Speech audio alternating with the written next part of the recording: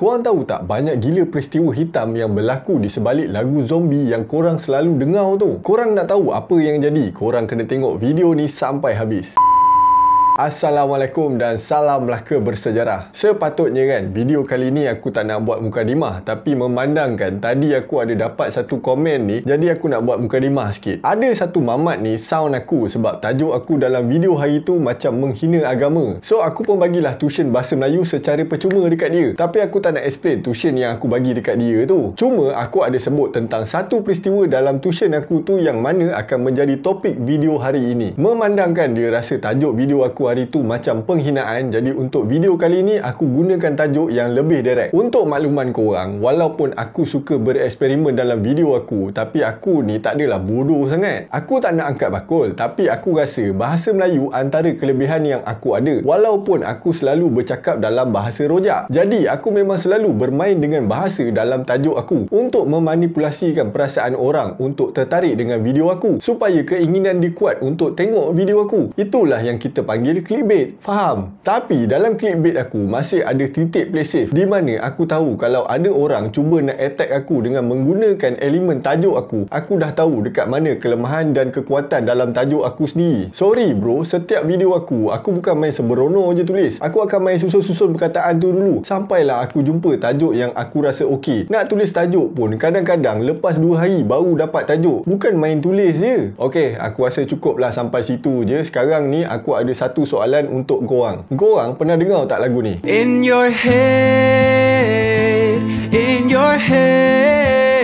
zombie, zombie, zombie, Aku rasa korang mesti pernah dengar punya. Lagu ni famous kot. Dah menang banyak gila anugerah. Tapi korang tahu tak peristiwa hitam di sebalik penulisan lagu ni? Lagu yang bertajuk Zombie ni dinyanyikan oleh band The Cranberries daripada album No Need to Argue pada tahun 1994. Lagu ni sebenarnya lagu yang bersifat anti perang, yang mengutuk keganasan agama yang dikenali sebagai The Troubles. Pasal The Troubles ni kejap lagi aku cerita. Kita fokus pada sejarah lagu ni dulu. Masa lagu ni dibuat, The Cranberries tengah buat tour konsert dekat United Kingdom. Masa tu terjadinya satu insiden pada 20 Mac 1993 di mana 2 letupan bom telah berlaku di Warrington, North Western England. Kejadian tu telah mengakibatkan 2 orang kanak-kanak yang berumur 3 dan 12 tahun terkorban dan ramai orang cedera parah. Kau bayangkan, punya teruk kes letupan tu sampai 17 ambulan kena datang. Itu pun tak cukup nak cover semua orang yang cedera. Yang buat lagi sedih, budak umur 3 tahun ni pergi shopping dengan babysitter dia dekat satu kedai ni untuk beli kad ucapan sempena hari ibu. Jadi kau rasa mak dia koyak tak bila tengok anak dia mati sebab cari kad ucapan untuk dia? Jangan kata mak dia, kita yang dengar pun koyak bai. Dia orang tak salah kot, tak ada kaitan pun dalam krisis 2 negara ni. Jadi kejadian tu membuatkan semua orang sedih, termasuk Dolores O'Riordan, penyanyi band tu. Tambah pula dia pun orang Irish. Bila banyak gila kes letupan bom yang dilakukan oleh IRA, Irish Republican Army ni, membuatkan orang pandang serong dekat band dia, walaupun bukan dia orang yang buat, dan dia orang pun menentang aktiviti keganasan ni. Sebelum tu korang kena faham, The Cranberries ni dari Limerick, Republic Ireland, tapi IRA ni dari Ireland Utara. 2 negara yang berbeza walaupun dari bangsa yang sama. Lebih kurang Korea Utara dengan Korea Selatan lah, asal usul sama tapi lain negara. Jadi lepas tu ada satu malam ni, masa tengah buat tour konsert, Dolores dapat idea untuk tulis lagu ni. Lepas tu dia terus main lagu tu dengan gitar elektrik dia, dan diorang pun terus jalankan proses penghasilan lagu tu sampailah siap. Dolores mengatakan yang lagu ni lagu yang paling agresif yang dia pernah tulis dan berbeza daripada lagu-lagu yang lain. Alan Kovac, bekas manager diorang, pernah cerita label diorang masa tu, Island Records, paksa diorang untuk tak keluarkan lagu yang berbau politik sebagai single album baru diorang. Island Records siap offer Dolores $1 juta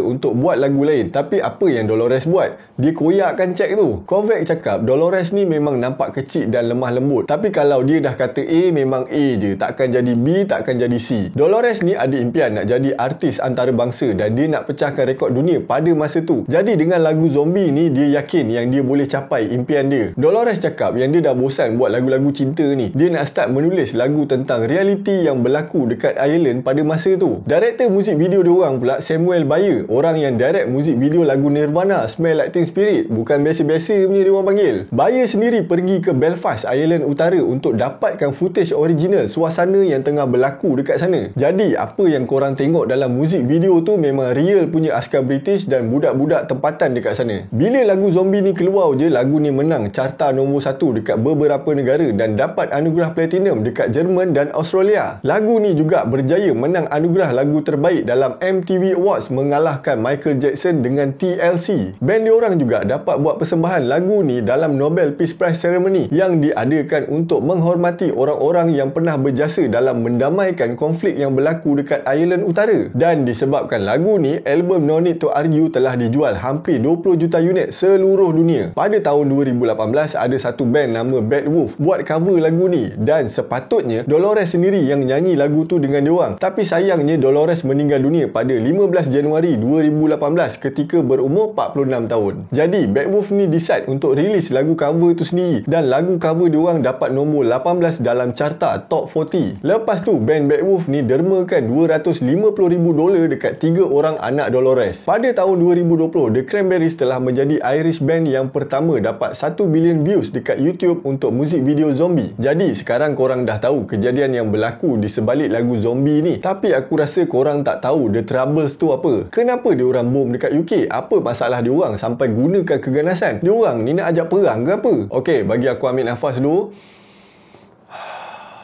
Sebab ni sejarah yang panjang tau aku nak cerita ni. Sebab jarang aku nak buat 2 cerita dalam satu video tau. The Troubles ni adalah satu peperangan di mana kebanyakan penduduk Ireland merupakan orang Katolik yang cuba nak bebaskan diri dari pemerintahan British yang kebanyakannya orang Protestan. Punca dia kalau nak ikutkan betul-betul start dari zaman penjajahan Ireland oleh orang Norman atau Norsemen dari puak Vikings pada abad ke-12. Tapi tu jauh sangat, panjang nak cerita. Kita cuma fokus dengan punca konflik pada abad ke-20. Pada tahun 1921, Republik Ireland berjaya memperjuangkan kemerdekaan diorang daripada British. Jadi Ireland ni telah terbahagi kepada 2 negara. Yang satu ni kita panggil Ireland Free State atau Republic Ireland, di mana hampir seluruh penduduk dekat situ bermazhab Katolik. Yang satu lagi kita panggil Ireland Utara yang kebanyakannya pengikut mazhab Protestan dan Katolik adalah golongan minoriti. Masa Republik Ireland ni dah merdeka, Ireland Utara masih lagi nak duduk di bawah pemerintahan British. Sepanjang diorang duduk di bawah pemerintahan British, komuniti Katolik dekat Belfast dan Derry atau sekarang kita panggil London Derry tak puas hati dengan diskriminasi dan layanan berat sebelah oleh kerajaan dan pasukan polis yang dikawal oleh golongan Protestan. Lama kelamaan wujudnya 2 kuasa yang bertentangan dekat Ireland Utara, iaitu nationalist untuk pengikut mazhab Katolik dan loyalist untuk pengikut mazhab Protestan. Tapi dua-dua ni agama Kristian, mazhab je lain-lain. Pada tahun 1960-an, generasi baru nationalist yang muda mula menjadikan civil rights movement dekat US sebagai model untuk diorang tamatkan diskriminasi yang diorang rasa kurang hajau dekat tanah air diorang. James Smith, profesor sejarah dekat University of Notre Dame yang dibesarkan dekat Belfast, mengatakan wujudnya diskriminasi yang sistematik dalam sistem perumahan dan pekerjaan. Pekerjaan terbesar dekat Belfast ialah dekat pelabuhan kapal, tapi 95% pekerja pelabuhan dari golongan Protestan, sedangkan majoriti penduduk Belfast dari golongan Katolik. Pemimpin nasionalis muda macam John Hume, Austin Curry dan Bernadette Devlin tak boleh terima keadaan tu. Diorang dah nampak apa yang berlaku dekat US dan bagaimana protes besar-besaran secara aman telah menarik perhatian kerajaan US terhadap nasib orang kulit hitam Amerika yang hidup dalam pengasingan dan di bawah undang-undang Jim Crow, satu undang-undang pengasingan bangsa dan warna kulit. Jadi diorang pun nak buatlah benda yang sama. Jadi diorang pun plan satu perarakan protes dekat sepanjang jalan Duke dekat Derry pada 5 Oktober 1968. Aktivis nasionalis nak tarik perhatian kerajaan terhadap dasar diskriminasi perumahan yang mengakibatkan pengasingan de facto penduduk mengikut mazhab dan kepercayaan. Maksud de facto ni satu tindakan yang dilakukan tanpa kuasa undang-undang untuk buat tindakan tu, tapi diiktiraf sebagai sah di sisi undang-undang. Dalam erti kata mudah, kalau dekat US memang wujud undang-undang pengasingan orang kulit putih dengan kulit hitam, tapi dalam undang-undang Ireland Utara tak ada pun undang-undang pengasingan Katolik dengan Protestan, tapi penguatkuasaan dijalankan. Bila kerajaan Ireland Utara tahu diorang nak buat perarakan, kerajaan terus haramkan orang join perarakan tu. Diorang ingat budak nasionalis takut ke? Diorang langgau juga. Diorang pun berkumpul pada 5 Oktober 1968 sambil bawa papan tanda yang bertulis seorang lelaki satu undi dan hapuskan mazhab. Bila dah ramai berkumpul, diorang pun nak bergerak tapi kena halang dengan polis daripada Royal Ulster Constabulary RUC yang bawa baton atau kita selalu panggil cota. Aktivis nasionalis tu pun nak berundur lah, tapi polis terus serang diorang sampai diorang dah tak tahu mana mana nak pergi. Senang cerita, kau teruskan kau kena bantai. Kau nak patah balik pun kau kena bantai. Siapa je yang ada kat situ confirm kena bantai. Kamera TV dapat rakam tindakan pegawai RUC pukul penunjuk perasaan dengan cotak sampai keadaan jadi wara lah. Profesor Smith mengatakan 5 Oktober 1968 itulah bermulanya The Troubles dan imej tindakan polis RUC yang terpampang dekat TV tu akan terus kekal dalam ingatan orang ramai pada masa tu. Disebabkan tindakan polis RUC tu, makin teruklah ketegangan antara nasionalis Katolik dengan loyalis Protestan. Pada hari tahun baru 1969, aktivis nasionalis menganjurkan perarakan dari Belfast, ibu kota Ireland Utara, menuju ke Derry, ibu kota ketidakadilan. Bak kata Bernadette Devlin.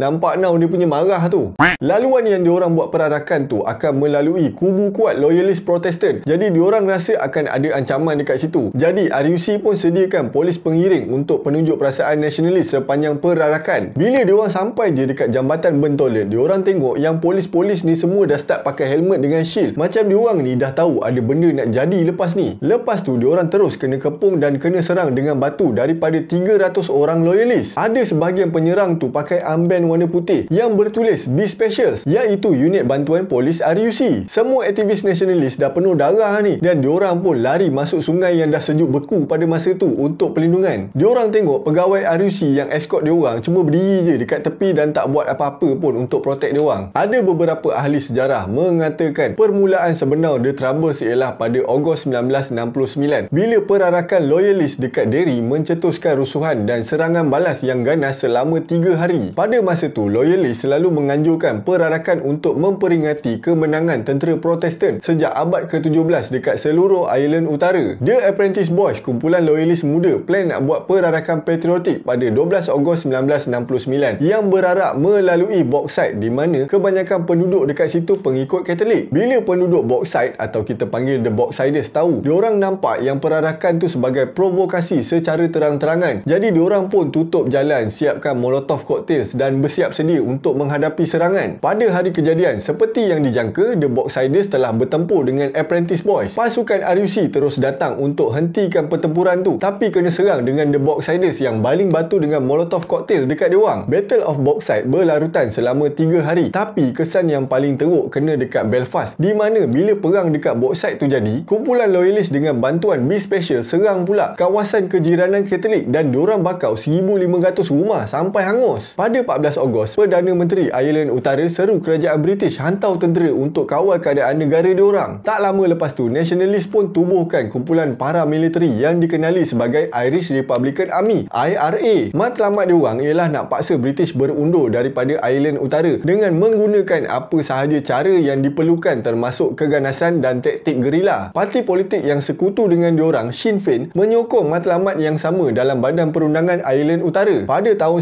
1971, sebagai tindak balas atas keganasan yang makin meningkat, kerajaan Ireland Utara melaksanakan dasar tahanan tanpa perbicaraan dan menangkap beratus-ratus ahli IRA termasuk sesiapa yang disyaki terlibat. Pada 30 Januari 1972, 15,000 penunjuk perasaan nasionalis berkumpul dekat sekitar Derry untuk menentang larangan perarakan. Penunjuk perasaan telah bertempur dengan tentera British dan perusuh loyalis sampai 21 orang tentera melepaskan tembakan ke arah orang ramai yang mengakibatkan 13 orang lelaki terbunuh dan ramai yang cedera. Kejadian ni dikenali sebagai Bloody Sunday dan peristiwa ni lagi menyemarakkan semangat anti-British dan anti-Protestan. Dan disebabkan kejadian ni, lagi ramai orang sokong IRA sebab dah terbukti yang British sanggup bunuh golongan Katolik. Satu tribunal telah diadakan pada ketika itu untuk membersihkan nama tentera British dan loyalis Protestan daripada tuduhan tu. Tapi siasatan mendapati orang awam tak buat apa-apa ancaman pun pada masa tu dan diorang kena tembak tanpa amaran. Kesan daripada peristiwa Bloody Sunday ni menyebabkan huru-hara berlaku dekat seluruh Ireland Utara dan kejatuhan dekat peringkat parlimen negara. British masa tu dah was-was nak masuk campur, nanti diorang pula nampak buruk kat mata dunia kan. Tapi akhirnya pada Mac 1972, Perdana Menteri Ireland Utara bubarkan parlimen dan Britain terus isytiharkan pemerintahan ke atas Ireland Utara. Langkah pertama untuk selesaikan masalah ni bermula pada tahun 1973 bila Britain, Republik Ireland dan pelbagai parti politik Ireland Utara mengadakan perjanjian Sunningdale. Perjanjian tu mewujudkan sistem perkongsian kuasa antara loyalis dan nasionalis dalam kerajaan Ireland Utara dan menubuhkan Majlis Ireland dengan wakil daripada kedua-dua negara Ireland. Tapi ada satu kumpulan loyalis yang menyirap, apa hal tiba-tiba panggil Republik Ireland campur tangan dalam hal ehwal Ireland Utara. Jadi perjanjian tu pun gagal. Lepas perjanjian tu fail, aktiviti pengganas dan anti pengganas rancak balik macam letupan bom, pertempuran jalanan dan aktiviti keganasan yang lain. Aktiviti keganasan diorang ni sampai dah libatkan keluarga diraja, di mana pada tahun 1979 ahli kumpulan IRA pergi letupkan bot Lord Louis Mountbatten, sepupu Queen Elizabeth dan bapa saudara Prince Philip. Lord Louis, anak lelaki dia dan seorang lagi penumpang mati terbunuh dalam kes letupan tu. Pada tahun 1985 berlakunya satu kes letupan bom dekat hotel yang bertujuan nak bunuh pemimpin Britain. Lepas daripada kes dekat hotel tu, Britain dengan Republik Ireland pun terus sign perjanjian Inggeris-Ireland untuk memberikan Republik Ireland kuasa dalam hal ehwal Ireland Utara. Pada pandangan Britain, perjanjian tu akan meningkatkan hubungan antara negara dan buka jalan ke arah penyatuan semula Ireland, tapi diorang silap. Dua-dua pihak, loyalis dengan nasionalis Ireland Utara, tak suka dengan perjanjian tu dan diorang makin rancak buat serangan keganasan. Pada tahun 1993, Perdana Menteri Britain John Major menguatkuasakan dasar untuk rundingan damai. IRA dengan kumpulan paramiliteri yang lain pula isytiharkan gencatan senjata pada tahun 1994. Tapi pada tahun 1995, gencatan senjata tu fail bila kerajaan Britain bagi tahu IRA, kalau nak join rundingan damai ni, korang kena letakkan senjata sepenuhnya. IRA pun marah lah. Diorang terus letupkan satu truk bom, truk besar yang diubah suai jadi bom dekat pelabuhan London yang menyebabkan 100 orang cedera parah. Lepas kes letupan tu, kerajaan Britain pun tarik balik syarat diorang dan bagi kebenaran IRA untuk join dalam proses rundingan damai. Pada tahun 1997, IRA pun buat balik gencatan senjata yang akan menjadi tanda berakhirnya aktiviti keganasan. Akhirnya pada 10 April 1998, Britain, Republik Ireland dan kebanyakan parti politik Ireland Utara menandatangani Good Friday Agreement yang menubuhkan sistem perkongsian kuasa kerajaan dan menjadikan Ireland Utara sebagai negara sendiri tapi sebahagian daripada United Kingdom. Ireland Utara akan mempunyai badan perundangan dan eksekutif diorang sendiri. Referendum kesatuan Ireland pun telah diluluskan oleh pengundi daripada Ireland Utara dan Republik Ireland. The Troubles ni telah menyebabkan hampir 4,000 kematian dan lebih 47,000 kecederaan dalam tempoh 30 tahun. Walaupun secara rasminya The Troubles ni dah berakhir dengan Good Friday Agreement, masalah politik dalaman dekat Ireland Utara masih belum selesai sampai ke hari ini. Yang paling baru ada jadi beberapa rusuhan besar oleh pihak loyalis pada bulan Mac 2021 yang boleh menggugat Good Friday Agreement, tapi dikatakan berjaya diselesaikan pada April 2021. Disebabkan banyak nau perjanjian, orang memang pening sikit nak faham kedudukan tiga negara ni. So aku cuba nak jelaskan dengan bahasa yang mudah, so korang cubalah fahamkan. Pertama, kita ada Great Britain, gabungan tiga negara iaitu England, Scotland dengan Wales. Yang kedua, United Kingdom, yang ini gabungan Great Britain dengan North Ireland. Yang ketiga, Ireland, gabungan Republic of Ireland dengan North Ireland, tapi diorang dua negara yang berbeza. Walaupun North Ireland ni duduk bawah UK, tapi diorang ada parlimen dan majlis perundangan diorang sendiri. Faham ke tak? Kalau tak faham juga tak payahlah faham, bukan sejarah negara korang pun. Aku cerita ni sekadar untuk pengetahuan umum je, tak payah nak pening sangat. Daripada kau pening pasal negara diorang, baik kau pening pasal negara kita ni. 10-20 tahun akan datang apa nak jadi ni. Jadi begitulah kisahnya peristiwa hitam yang berlaku di sebalik lagu zombie, iaitu peristiwa The Troubles. Kalau korang ada pandangan atau ada info yang nak tambah ke, betulkan ke, korang boleh tulis dekat ruangan komen dekat bawah. Video kali ni saja aku buat panjang sikit sebab minggu depan aku ada pembedahan gigi dan aku akan bercuti 2 minggu. Tapi masa korang tengok video aku ni, mungkin aku tengah terbaring dekat atas katil. Minggu depan pun tak ada video sebab tunggu gigi aku ni dah okey dulu. Tambah pula minggu depan aku ada trip pergi Kelantan, Terengganu dengan Pahang. Jadi mungkin lepas balik tu baru aku akan buat video balik. So aku harap korang janganlah marah kalau bosan-bosan tu tengoklah video-video lama aku dulu kan. Aku nak minta maaf andai kata aku ada tersalah cakap, tersalah fakta ataupun tajuk aku macam menghina ke, ataupun penyampaian aku kurang bagus hari ni. Aku nak minta maaf dekat korang. Aku nak cakap subscribe channel aku macam YouTuber lain selalu cakap kan. Tapi aku tak suka nak suruh-suruh ni. Kalau korang rasa channel aku best, korang subscribe lah. Kalau korang rasa aku macam bagus-bagus kan, tak payahlah kau block je lah. Tak payah nak komen nak kecam aku pun, menyemak je. Okay, kita berjumpa lagi dalam video yang akan datang lagi 2 minggu Assalamualaikum dan salam Melaka bersejarah.